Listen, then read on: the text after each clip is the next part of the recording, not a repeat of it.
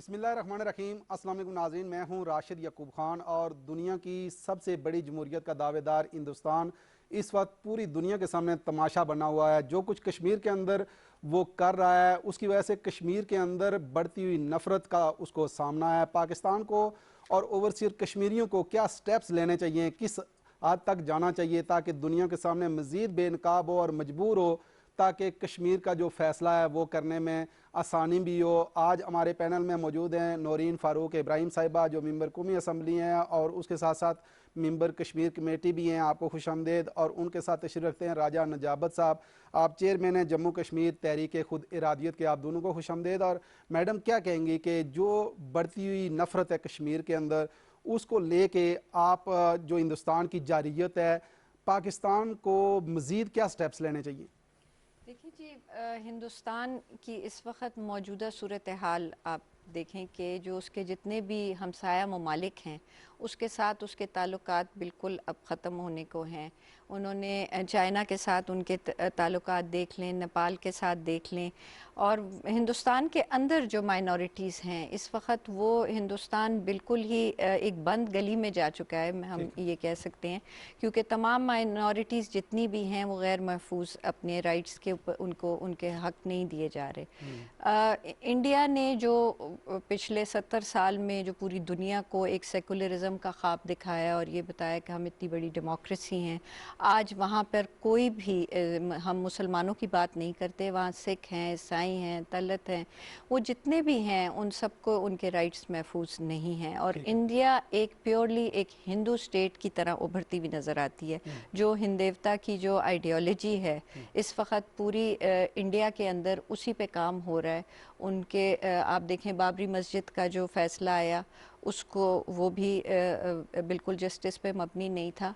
और सिर्फ ये नहीं है, वहाँ के जितने भी जो हिंदूज़ हैं वो उनके पास पूरी एक लिस्ट है कि 3000 से ज़्यादा, शायद इससे भी ज़्यादा जितनी भी मसाजिद हैं वो उनको गिरा के उनकी जगह मंदिर बनाना चाहते हैं।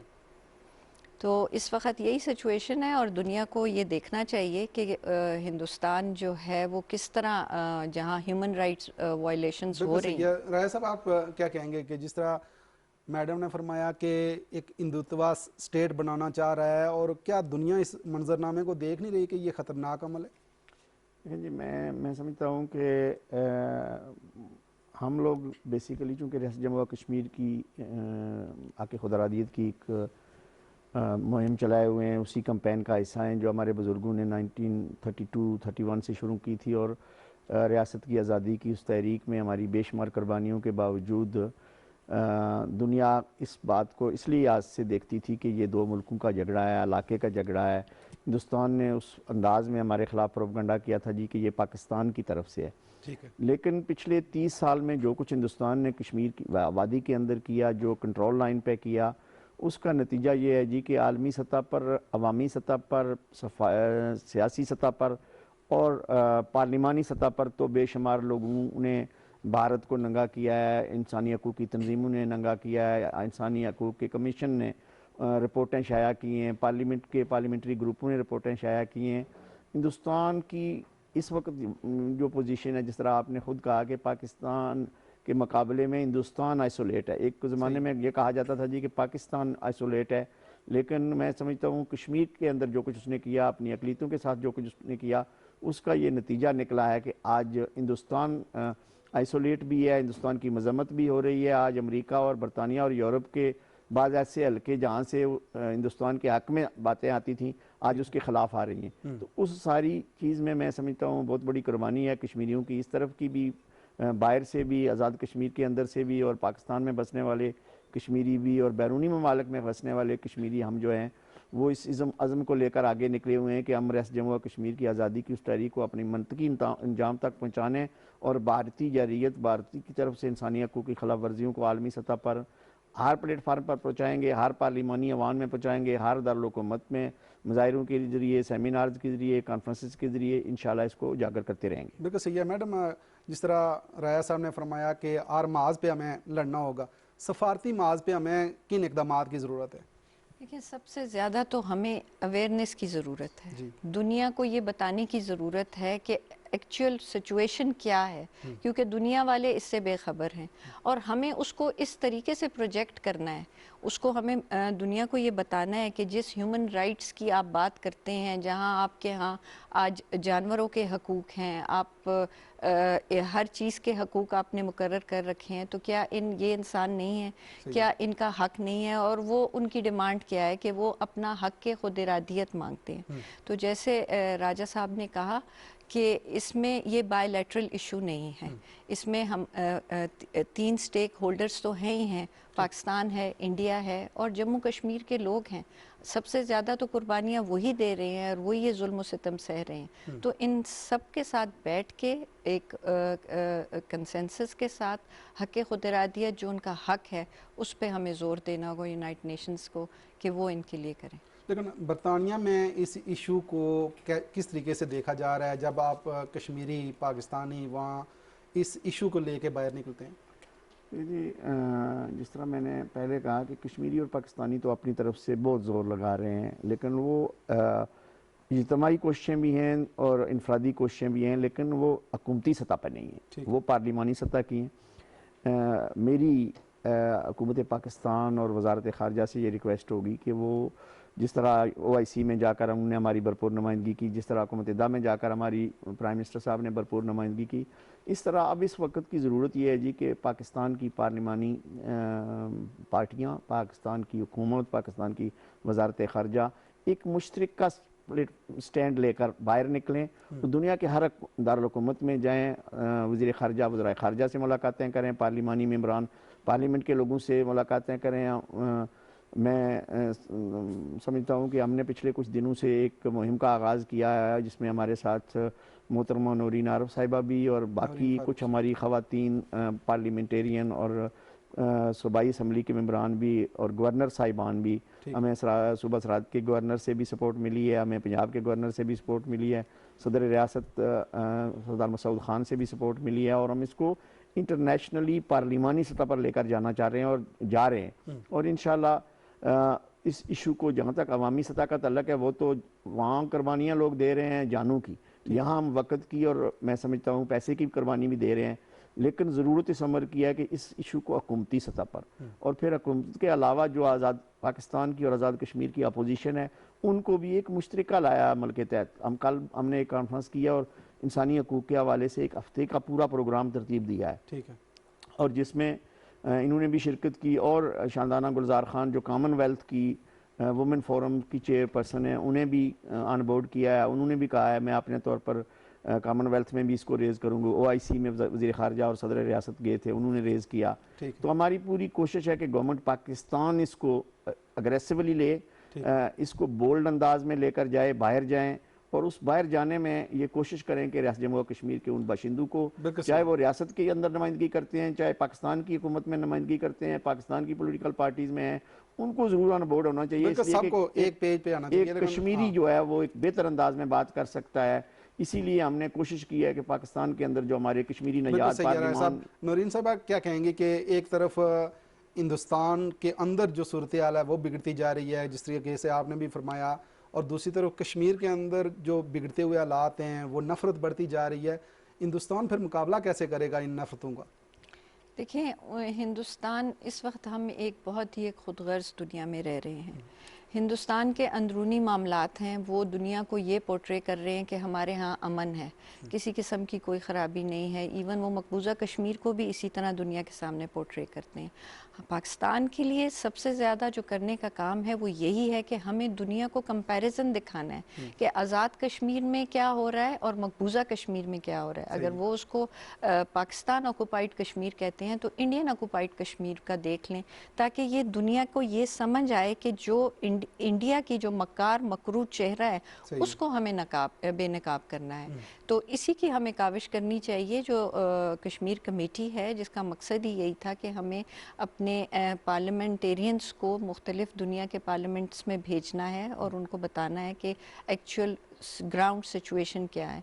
लेकिन इसमें मैं समझती हूँ कि अब जितना मैं मिली हूँ हुर्रियत के लोगों से, और उनके साथ हमारी मुजफ्फराबाद में भी जो बॉर्डर पार लोग आकर बसने लगे हैं, उनके साथ भी मुलाकातें करने के बाद वो जो अपनी ज़बानी ख़ुद जो अपने वाक़यात बताते हैं वो बड़े दिलसोज़ हैं, और उसको मुझे यकीन है कि जब हम उनकी कोई डॉक्यूमेंट्रीज़ या उनकी कोई छोटी शॉर्ट फिल्म्स बना के पूरी दुनिया में हम दिखाएंगे तो यकीनन उसका बड़ा अच्छा असर होगा, एक मुस्बत असर होगा और इंडिया पे दबाव पड़ेगा। बिल्कुल सही है। लेकिन राय साहब, आप क्या समझते हैं कि इंटरनेशनल मीडिया भी स्पेस दे रहा है इस इशू को?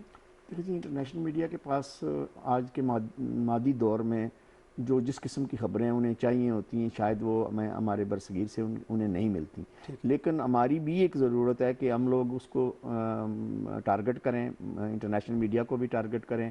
इंटरनेशनल कैपिटल्स में आप लोग जाएंगे तो वहाँ इंटरनेशनल मीडिया इंशाल्लाह आपको कवर करेगा। अब जब वज़ीर ख़ारजा कोई बात करेगा, आपका फॉरेन अफेयर्स कमेटी का चेयरमैन करेगा, आपका पार्लिमानी कमेटी का हेड कोई करेगा, किसी भी हवाले से। मैंने मीरपुर में एक फंक्शन हो रहा था तो मैंने वहाँ लोगों को कहा जी कि खुदारा ये कोशिश करें कि आप जिस भी तरीके से जाएं, जहाँ भी जाएं, चाहे वो तजारती डेलीगेशन है, चाहे वो माहौलियात के हवाले से डेलीगेशन है, या जिस भी हवाले से। गवर्नमेंट पाकिस्तान का डेलीगेशन दुनिया में भर में कोविड की वजह से प्रॉब्लम है, लेकिन जहाँ भी आप जाएँ, जहाँ से बाहर से लोग आएँ, तो उन्हें कश्मीर की ज़रूर बात करें इस हवाले से कि कश्मीर में सिर्फ ह्यूमन राइट्स वायलेशन नहीं हो रही है, हमारी इन्वायरमेंट मुतासर हो रही है, हमारा आबादी मुतासर हो रही है, हमारे बच्चे मुतासर हो रहे हैं, हमारी बहनें और बच्चियाँ मुतासर हो रही हैं, और हर शोबा के लोग जो हैं, हर वक्त में फ़िक्र के लोग जो हैं, वो उस आवाज़ को पहुँचाएँ। और ख़ुसूसन जब यूनाइटेड नेशन के इंटरनेशनल डेज़ होते हैं, हर चीज़ के बारे में इंटरनेशनल डे होता है, उन डेज़ को मनाने के लिए अगर हम बाहर नहीं जा सकते तो यहाँ हर मुल्क की एम्बेसी हैं, कम अज़ कम 200 ममालिक की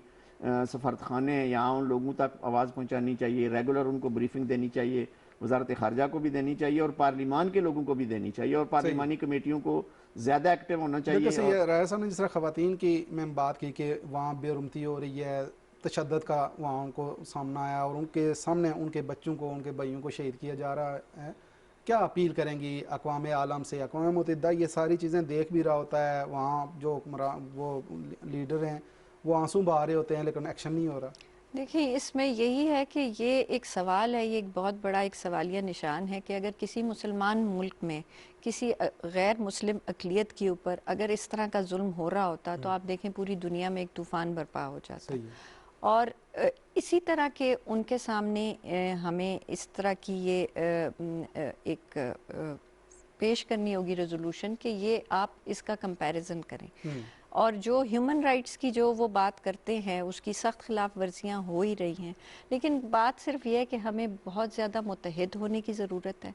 जब हम अक्रॉस पार्टी लाइन पूरी एक आवाज़ बन के कश्मीर के लिए खड़े होंगे और हमारा मकसद ही सिर्फ कश्मीर के ऊपर जुल्म सितम को ख़त्म करना होगा और उनको हक़ खुद इरादियत देना होगा, तो वो एक मौसर तरीके से, एक डेमोक्रेटिक तरीके से हम आगे चलेंगे, बजाय इसके कि हम मुख्तलिफ टोलों में हैं। इस वक्त हर कोई अपनी जगह काम कर रहा है। हमारे राजा नजाबत साहब, इनकी काविशों को मैं ज़रूर सराहूँगी, ये बाहर जितना भी डायस्पोरा है ये बहुत ज़्यादा काम कर रहे हैं कश्मीरों के लिए, कश्मीरियों के लिए और उनके हक़ खुद इरादियत के लिए, लेकिन वहाँ पर भी सबको यकजा मुत्तहिद होके एक आवाज़ बन के, ताकि दुनिया को ये पता चले कि ये सब एक प्लेटफॉर्म पे हैं, और मेरा ख्याल है उसी का एक असर होगा।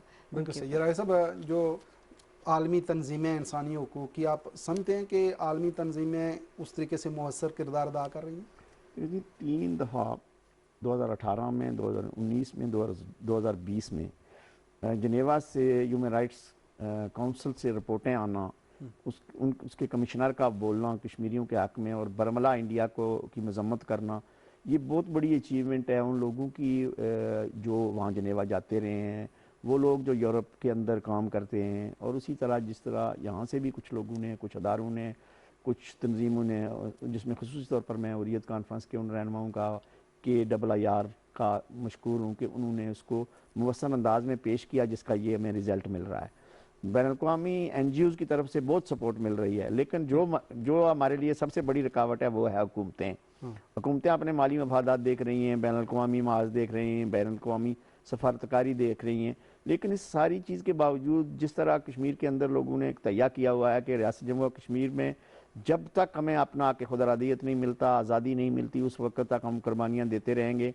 1931 से लेकर आज तक कुर्बानियाँ दे रहे हैं। और पिछले दिनों हम एक कॉन्फ्रेंस में बैठे थे तो वहाँ एक हमारे कश्मीरी लीडर ने बात की कि जब तक तीन जो इकाइयाँ हैं ना रियासत जम्मू और कश्मीर की, ठीक है। मकबूजा कश्मीर के अवाम, आज़ाद कश्मीर के अवाम और डायस्पोरा में बसने वाले लोग जब तक मुतर्रक रहेंगे, जब तक मुहिम जारी रखेंगे, उस वक्त तक रियासत जम्मू और कश्मीर की ये तहरीक आज़ादी ठंडी नहीं हो सकती। बिल्कुल सही है। और इस चीज़ को लोगों को नोट करना चाहिए कि 2 करोड़ से ज़ायद कश्मीरियों के हक़ खुदरादियत का मसला है, किसी इलाके का, किसी गाँव का, किसी मज़हब का, किसी फ़िरके का या किसी एक दूसरे मज़हब के ख़िलाफ़ टकराव नहीं है। हम हिंदुओं के ख़िलाफ़ नहीं हैं, हम उस हिंदुत्वा पॉलिसी के ख़िलाफ़ है, हम उस जो जुल्म और सितम वो कश्मीरियों पे कर रहे हैं, दूसरी अक़लीतों पे कर रहे हैं, उसके ख़िलाफ़ हैं। हम भारत के ख़िलाफ़ नहीं हैं, हम पाकिस्तान की जंग नहीं लड़ रहे, हम कश्मीरियों के हकूक़ की जंग लड़ रहे हैं। बिल्कुल सही है। लेकिन मैडम हिंदुस्तान के अंदर से भी तो अब आवाज़ें उठना शुरू हो गई हैं ना, मोदी सरकार के ख़िलाफ़ कि कश्मीर के अंदर जो जुल्म कर रहा है, बिल्कुल तना कर दिया है हिंदुस्तान को, तो दुनिया को भी आप समझना नहीं चाहिए इस हवाले से? दुनिया को यकीनन समझना चाहिए, लेकिन मैं फिर यही कहूँगी कि क्योंकि जो अक़वाम मुत्तहिदा के जितने भी परमानेंट पार्टनर्स हैं, उनके अगर ताल्लुकात हैं भारत के साथ, उनके तजारती ताल्लुकात हैं, उनके स्ट्रेटिजिक पार्टनर्स हैं, तो यकीनन वो उस चीज़ को बावर करेंगे जो इंडिया पोर्ट्रे करेगा। यहाँ पर हमारा करने का काम ये है कि हमें हर फोरम पे जाके दस्तक देनी है। और हमें आज जो इंडिया में जो मुसलमान हैं, मकबूजा कश्मीर के मुसलमान नहीं, इंडिया के मुसलमान, उनके जितने भी माइनॉरिटीज़ हैं, सिख हैं, उनकी जो हालत है वो उसको भी आगे बढ़ाने की ज़रूरत है। हमें उनको सपोर्ट करने की ज़रूरत है कि आज वो अपनी ज़बानी ख़ुद बताएं कि जिस मुल्क के वो बाशिंदे हैं उनका आज क्या हशर हो रहा है। तो यही वो चीज़ें हैं जिस पे कि आलमी दबाव पड़ सकता है इंडिया के ऊपर, और इसके नतीजे में वो इस जो हक़ खुदरादियत है, कम से कम वो इस पे टेबल पर आना चाहिए उनको, जो कि हमारे वज़ीर आज़म इमरान ख़ान साहब ने जो पहले दिन ही उन्होंने यही एक डिप्लोमेटिक फ्रंट से ही उनसे बात करने की कोशिश की थी कि इंडिया अगर 1 कदम आएगा तो हम 2 कदम आएंगे। लेकिन मैं आपको ये ज़रूर कहूँगी कि ये जो डिप्लोमेटिक फोरम्स हैं ये ओवरनाइट नहीं होते। हमें अफसोस इस बात पे यकीनन मैं इसका एतराफ़ करूँगी कि पिछले 70 साल में जो हमारी फॉरेन पॉलिसी रही है उसमें कंसिस्टेंसी नहीं थी। हैंस आज जो नतीजा है, आपका मैसेज आलमी दुनिया को क्या होगा कि इस तबाही से बचने के लिए क्या करना चाहिए? उनको फॉरेन ह्यूमैनिटेरियन ग्राउंड्स पे मोदी की इस लॉकडाउन को ख़त्म करना चाहिए और वहाँ पर यूनाइटेड नेशंस की रेजोल्यूशंस के मुताबिक रेफरेंडम कराना चाहिए। बिल्कुल सही है। कितना हक में आप जो बात मैडम कर रहे हैं जी, इस रेफरेंडम और रायशुमारी के लिए कुर्बानियाँ कश्मीरी पहले भी दे रहे हैं, आज भी देने के लिए तैयार हैं। और आलमी दुनिया अगर ये कश्मीरियों को रायशुमारी का हक जो खुद आलमी दुनिया ने किया, ना कश्मीरी गए थे, ना पाकिस्तान गया था, ना कश्मीरी अवाम ने उस वक्त मसल्ला जदोजहद की थी, बल्कि पाकिस्तान और कश्मीरियों को एक तरह से इल्ज़ाम लगाया गया था। और उस इल्ज़ाम की रोशनी में पूरी दुनिया ने हमारे साथ वादा किया जी अमन होगा, तो अमन वो 73 साल में अब तक अमन नहीं हो सका, और ना उस वक्त तक हो सकता है जब तक हमें आज़ादी नहीं मिलेगी, हमें हक़ खुदरादियत नहीं मिलेगा। और फिर आलमी बरादरी में हम ये भी कहते हैं जी कि बाकी सारी चीज़ों को छोड़ें। 3 फरीक, जिस तरह मोहतरमा ने कहा कि 3 फरीक हैं और फिर चौथा फरीक अक़वाम मुत्तहिदा है जिसने करारदाद पास की, 5वां फरीक हमारा वो बरतानिया है जिसने हमें डिवाइड किया। फिर दुनिया पूरी इसकी ह्यूमन राइट्स की चैंपियन बनी फिरती है, खासकर मगरब के लोग।